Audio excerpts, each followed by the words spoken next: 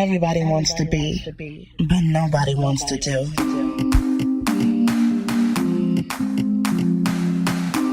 Girl, it's time to be real, raw, and relentless. Everybody wants to be, but nobody wants to do.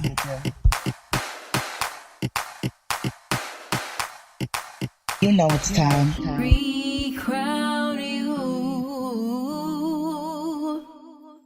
Today's episode is sponsored by Respect the No. It is a lifestyle brand geared against sexual assault. We know them, we are them, and we stand with them. For an exclusive 10% off your entire order, use code RESPECTME. Visit www.trulyinspiredlifestyle.com. Enjoy the show. What's up, guys? It's your girl, Truly Inspired Martin, and welcome to another episode of Recrown You, Baby, the podcast. Yes, we are here for the women who are ready to be real, raw, and relentless in their pursuit to unleash their inner badass. So what does that mean for you? It means that you are ready. You don't even know if you're really ready, but you're ready, right? Like something in your spirit is telling you that it's time for you to peel back all the layers of you. You are ready to unleash those areas that you know are there, but you just can't tap into them yet.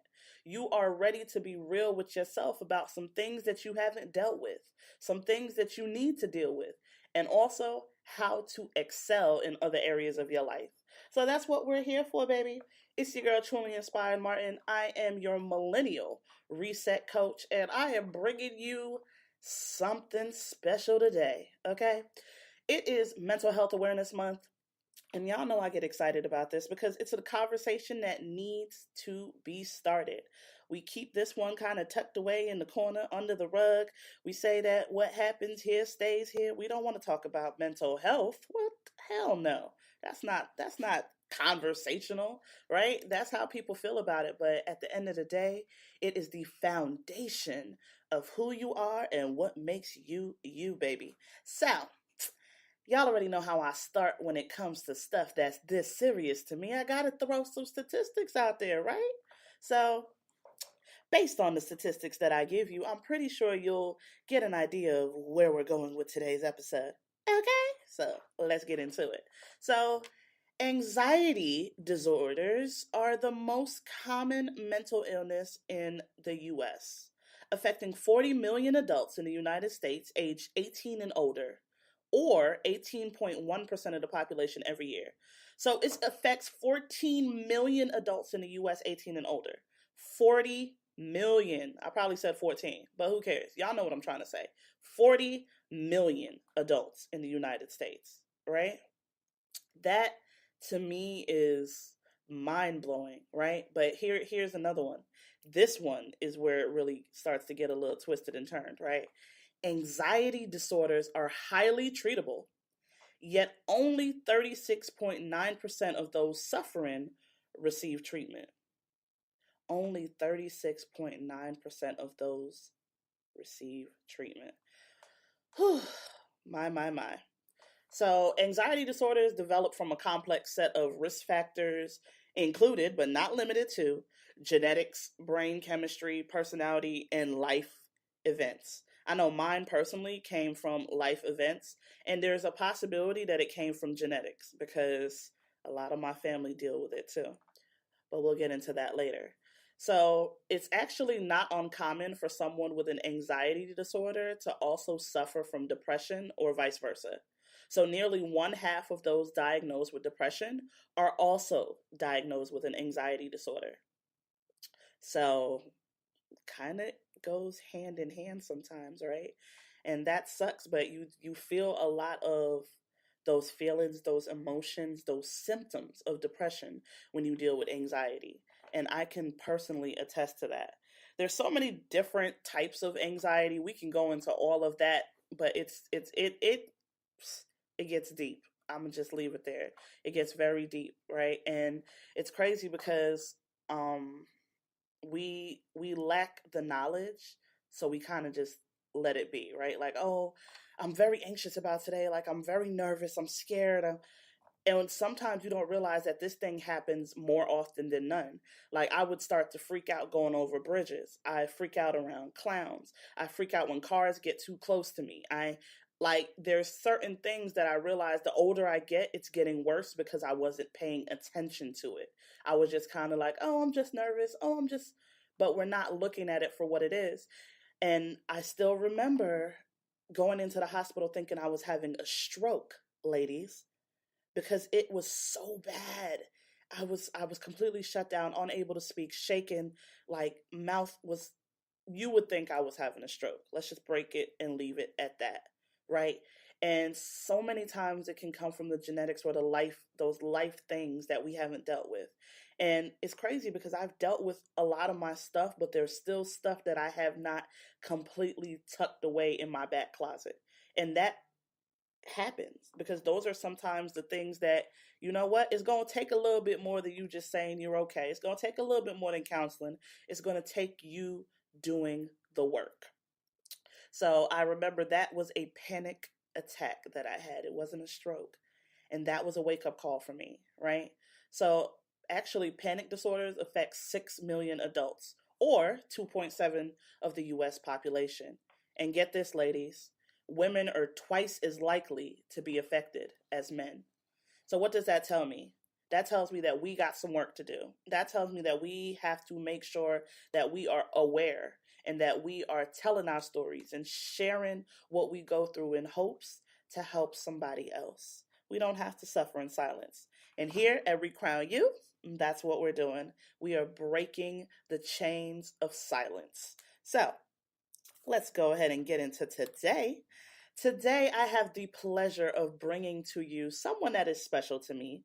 Okay, when I'm talking about, we go back like what is it, 4 flats on a Cadillac? I was about to say 2 flats, but it's 4, right? So we go all the way back to middle school. Okay, so this is my homie, and she actually came to me with her story about how she just started dealing with anxiety.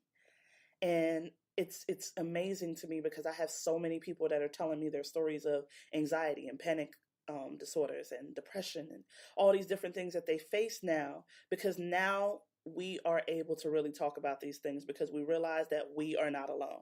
So today I'm bringing to you Kamari Richardson, right? That's my girl. She's an entrepreneur, a creative entrepreneur. She's up there in Jersey. Shout out to all my Jersey folks. Y'all know I love y'all to death. Can't get Jersey out my blood if I tried. But today's episode is with the idea pusher, aka Kamari Richardson. And today we are talking about unwrapping the gift, dealing with anxiety. Kamari, baby, you in here? Oh, what's up? Hey. What's up? Thank you for that lovely intro. Girl, you know you're my dog. That's my dog.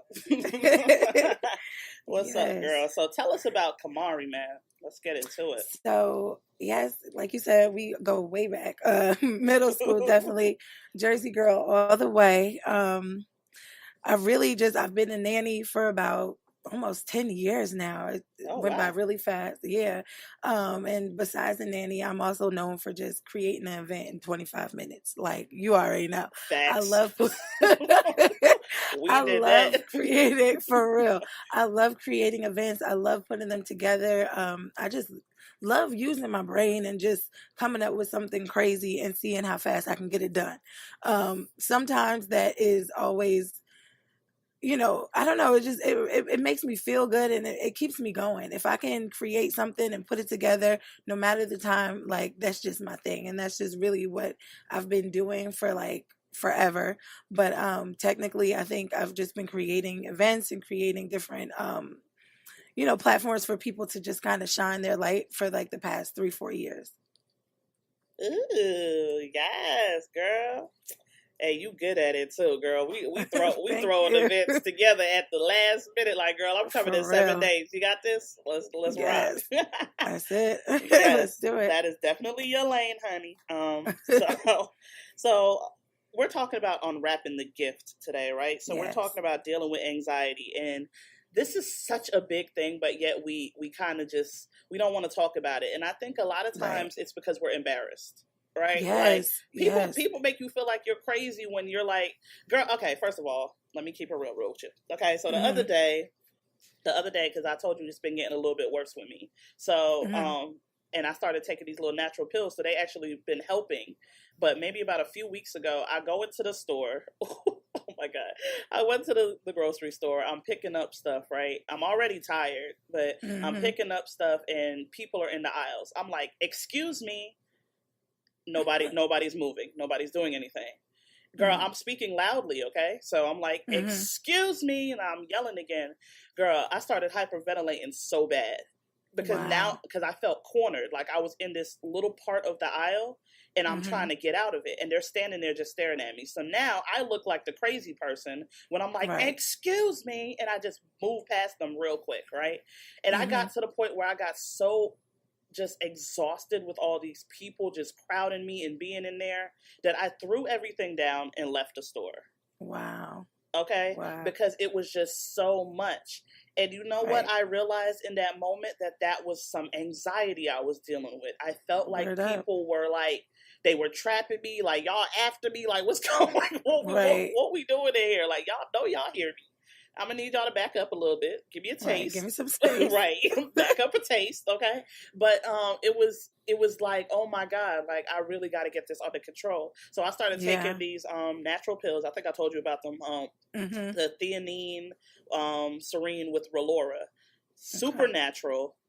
These things make you feel super mellow, okay? But Okay. but they work really well to like just keep me intact because the older I get, I'm realizing that I never dealt with it, so it's getting worse. Right. So that is what brings me to you. Like I had to unwrap my gift. So like, how did it start for you? Like, were there symptoms, etc.? So it happened. I don't know. I thought it was like, damn, this is what happened when you turn 30. Right, Because like yo. I did not start feeling like no type of way. I was, I hate using the word normal, but I felt as though I was fine Right. up until maybe like a few weeks after my 30th birthday. I'm not even gonna front. I was sitting with my friends. We were all smoking. And that's just something I do sometimes to relieve stress. Hey, do you, And boo? I literally, literally felt like my feet were like heavy. My chest was pumping. I started feeling like I was going to sweat, so I was like, let me go to the bathroom. And I'm walking slow. And I'm like, do I look weird? Like, is there anything wrong with me? I'm like, I go put cold water on my face. And I'm like, I'm just not feeling well. This has never happened to me before. I will say that I've always been like paranoid or very nervous. Like if my friends were cutting school, I'd be the one to say no. Right. But so I felt like, maybe it's just my paranoia. Like maybe I just need to chill out, whatever. But then it happened to me again. I was on vacation, wasn't doing anything, wasn't smoking, wasn't drinking, just a regular, day. Like all of a sudden I'm getting like nervous and out of nowhere I'm just like getting hot. So I'm like, what the hell is really going on? Like what's wrong? So I started feeling it physically first, and I went to the hospital right away. Like I want to say my third time that happened to me, I went to the hospital and they're like, there's nothing wrong with you. I'm like, no, there has to be. Right. Like, and I'm not leaving here till y'all tell me something's wrong. Now usually if I'm going to the hospital, I'm like, oh God, I hope there's nothing wrong. But I'm like, no, there's something wrong. Right. My feet are feeling heavy, my chest is feeling like it's caving in, my head hurts, all these different symptoms. And they're like, well, maybe it's anxiety, maybe you should exercise more. And if you heavy, they always tell you you're eating and all that and lose Yeah. weight. So I'm like, but I work out sometimes, and they're like, well, maybe you should try something else. So I'm like, all right, okay, I hear you. I go home and I'm like trying to practice what they say. I'm trying to eat better. I'm working out. I'm walking. I'm doing all these things. But these feelings of, all this physical like craziness is happening time and time again. So now I'm like, well, let me try to record when it's happening. Let me see if there's anything that I'm doing, that is sparking me up feeling this way. I notice when I'm driving, I get that way. If I'm lost, I get like nervous and then all these physical things happen before I go to sleep. When I'm in the shower, I get all these things. And so I'm just like, what is really going on? And so I went to the hospital probably again, maybe a few months later after that. And the doctor was saying, well, let's just see what's going on in terms of anxiety. Maybe you need to talk to a therapist and all this other thing. So I will say I was one of those people who were like, therapy. Right. Like, hold up, girl. What? Like, how is telling my business gonna help me out physically? Like, I need some vitamins. Like, am I taking the wrong vitamin? And they're just like, no, maybe, what have you been through and all these different things. And so I'm just like, okay. So now I'm open to the idea of therapy, but I'm still like, there's something physically wrong with me. To make a long story short, I was talking to some other people. I was Googling anxiety, all these different things. And I'm like, oh, this really might be it.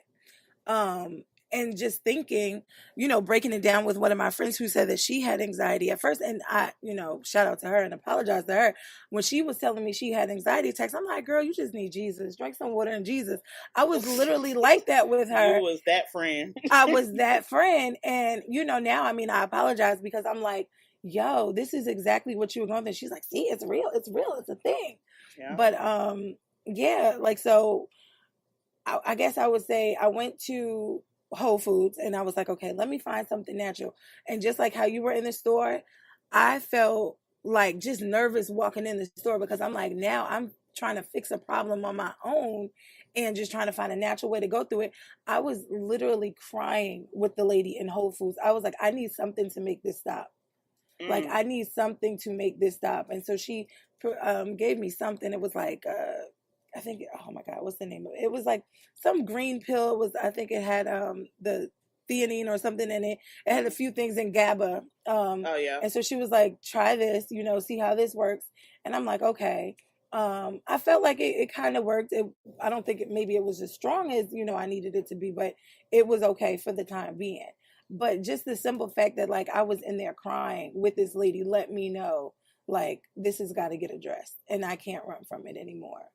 And speed up to now, I actually went to the doctor about 2 weeks ago and I broke down crying again in the doctor's office. Like soon as the lady came in like, hi, I'm the therapist and whatever, I broke down crying again. And so she was like, well, let's just talk. Like, let me get to, know you and what's your story and what's your thing. She said, what's your family history? And I was like, oh, there we go. Here we go. Here we go. My mother passed away in her 40s. She had a heart attack.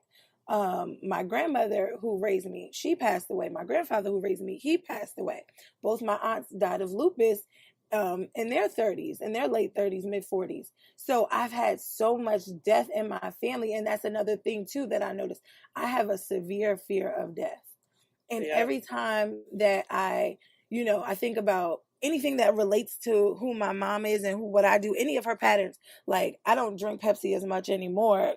Every now and then I gotta have a sip, but my mother was a heavy Pepsi drinker. My mother was a cigarette smoker. My mother, had a lot of issues with men. And so I felt like just because I had some of her patterns that I too was going to die before 40.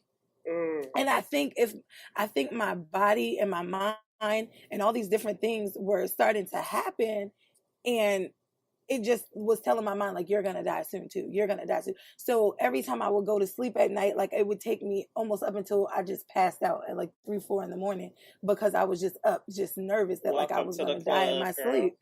And I'm just like, what is this? And I refuse to I was scared to tell a doctor because I didn't want them to say like, well, you're bipolar or you have this mental. And it's like, oh, snap.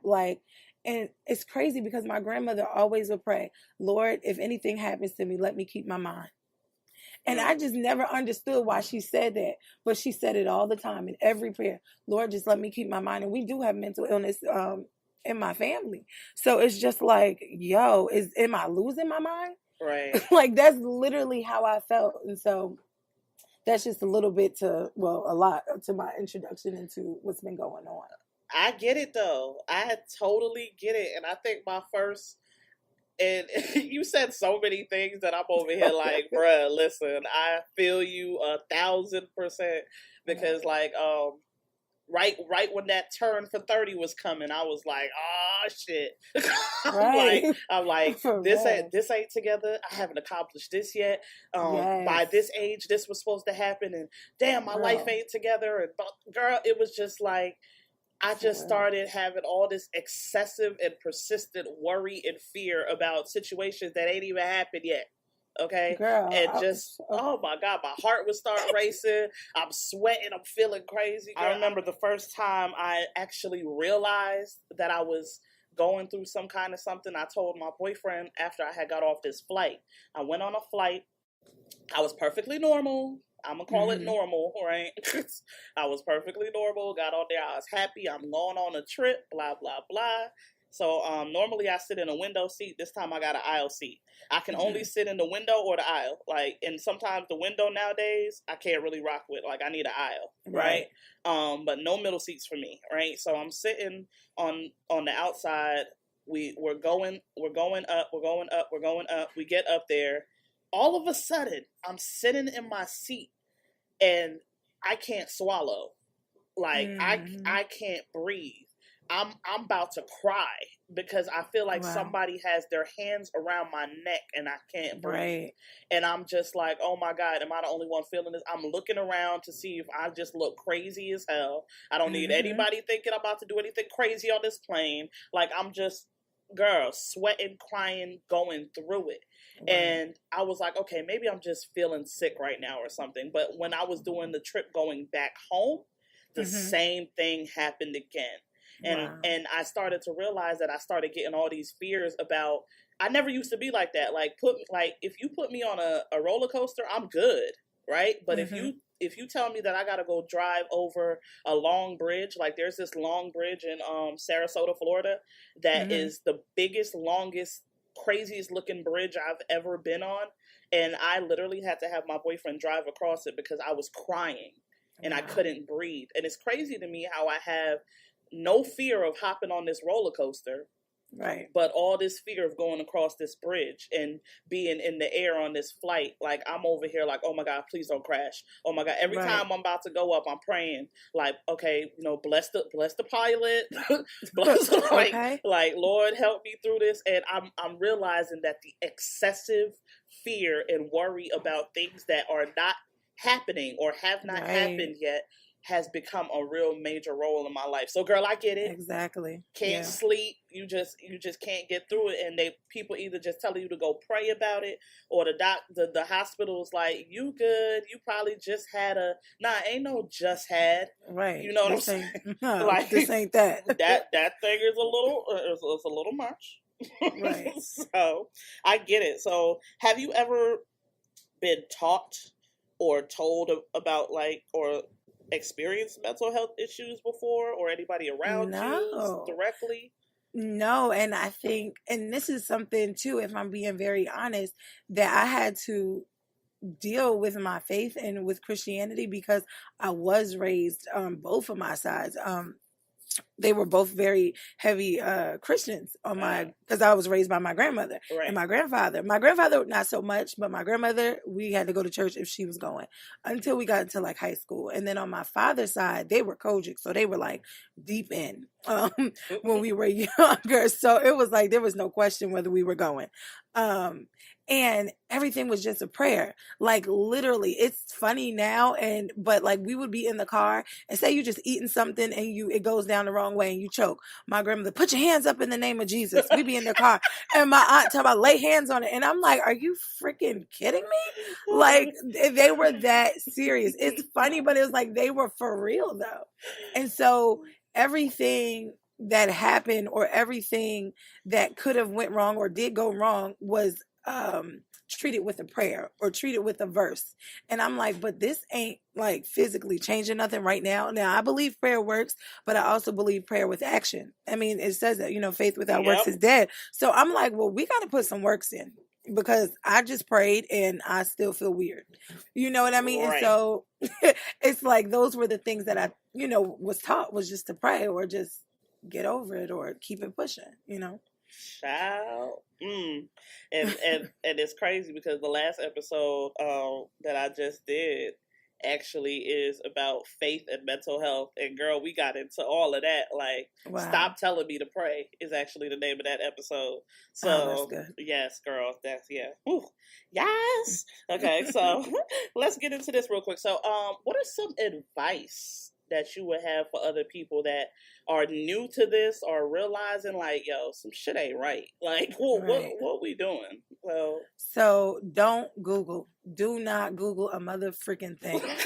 Because you will be like, I'm dying tonight. It's going down. Like, don't Google. Girl, Google done put me in a lot of trouble a few times. For real, because you know what it is? I'll Google like my toe hurts and somehow I done end up on like some type of fungus and it's falling off. Child. And that has been the reason why I've been to the hospital so many times. Like my throat hurts, now my head hurts. And it's like, as I'm speaking these things, they're happening. So it's like, okay, you know what? I gotta get off the computer and I gotta move. What I do find for me, and I don't know if this will work for anybody else, but go outside and take a walk. If you can, if it's during the day and you feeling like, okay, I don't feel right, especially physical and mental parts of anxiety, get out and take a walk. Get out, take a walk, put your favorite song on, put your headphones on, do that. I also do keep lavender. Like, for real, I saw a couple of memes on it and it was like, this lady had a gallon of lavender. For real, I do that. I put it on my temples and I will lay up against the wall with my feet up against the wall. And I just do that for 10 minutes and I'll listen to some music. I haven't gotten so much into meditating because I don't think that I can fully sit still without some type of music or something moving. But that works for me temporarily.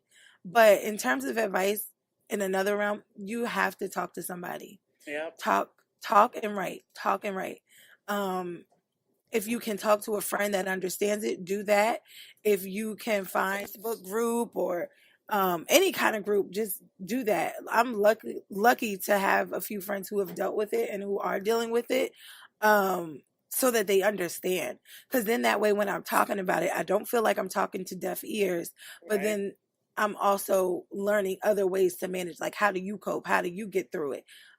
So definitely talk to somebody. Go take a walk. Drink your water. And do not Google. Drink your water, keep them edges laid, and do what you're. And here's another thing: do what you say you're gonna do it. I am a queen at procrastination. Sometimes I will say that, and I get anxiety because I will put things off to the last minute, and then I'm running around like a dog with my head cut off, or was it a chicken with my head cut off? And I'm freaking out because I'm like, oh my God, I got 10 minutes. I got 2 minutes. Now I got 3 minutes. And it's like, don't do that to yourself. Take your time. Do things as you need to do them. And I promise you that will help some of it. Girl, that is the God honest truth. Because I don't know if it's just a natural, I guess I don't think you a Capricorn. So I'm a Capricorn. And I feel like Cancer. we just, whatever. We just kind of naturally procrastinate in most things. And it's literally something I have to train myself to stop doing. Yeah. And that is also a very strong contribution to anxiety. Because you're constantly under pressure. And I used to say, like, man, I thrive under pressure. Like, I say that now. And I'm like, no, sis, you just get up. No, that ain't it, girl. Stop lying. For real. Oh, girl, that was good.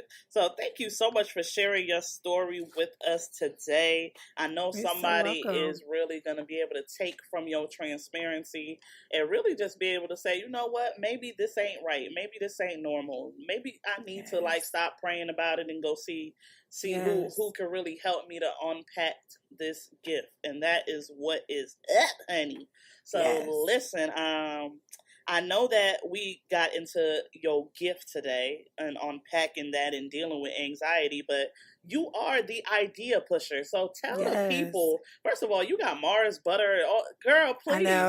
I be doing a lot. Okay, so tell the people what you got coming up. So I know we got something coming up. September. Jersey. Jersey. So we'll be putting those details out as soon as we got them for you. Definitely. But tell the world about what you got, girl. So I am the creator and owner of Mars Beard and Hair Butter. It's an all-natural hair and beard butter. I make that at home in my kitchen with my hands and my mixer. The Instagram for that is at Mars Beard and Hair Butter. But I am the idea pusher. Like Dana said, I am like one of those people who will come up with an idea and I will try to make it happen ASAP. I love creating. I love just coming up with something. If you just say, you know what, I think that I want to learn how to do this, and that, I can find the person for you. I can find the place wherever you need. I am the idea pusher. I will help you get to it. And that's just something that I do naturally. And that's just something that I love to do, is just come up with ideas and share them with the person that I feel like can bring them to life. So definitely get at me. Oh, and June 15th, if you're in Jersey, in East Orange, we are having a Girls Who Grind. This is my second year. It's an event just pretty much where I get a lot of just grinding ass girls, entrepreneur women together, and we just really just link up. We have a good time. This year we're having a speaker, and we're also having a young lady do a makeup tutorial, so we can just kind of level up. That's the goal for this year, is just to level up. Well, the rest of this year. And whatever leveling up means to you, that is what we're going to learn. You're going to share some things with us, and I'm going to share some things with you about my process and leveling up as an entrepreneur. So if you are in Jersey, June 15th, follow me, and we will give you all the updates and information about our event. Boom. Boom. Ow. Thank you, honey. Thank you. Listen, ladies, this is a journey. It's a journey worth taking. Yes. It's a journey that a lot of us don't want to deal with. And I think it's time for you to go take a look in the mirror and go tell yourself, because that's where it's going to start, in the mirror with you, telling yourself, you know what, I'm not okay. I'm dealing with some things that I don't know how to control, and I'm ready to take control of my life. One of my favorite quotes from Deepak Chopra is, every time you are tempted to react in the same old way, ask if you want to be a prisoner of the past or a pioneer of the future. Wow. So I'm going to let y'all sit with that right there. And I cannot wait to see you ladies on the next episode, because, honey, I am bringing the heat this month. And while we're talking about it real quick, I'm gonna just let y'all know that there is a segment that I am doing this month that is unlike anything that I will do on this podcast. We are having a week full of just men. You heard me right. MEN. We are bringing the men to the forefront so that they can share their stories of mental health in correlation to women. I'm calling this segment, They Need Us Too. We are giving our men a platform to share with us what they need from us as women when it comes to mental health. Baby, this is going to be hot and heavy. So I hope you're ready. But until next time, I'll catch you on the other side. You know it's time.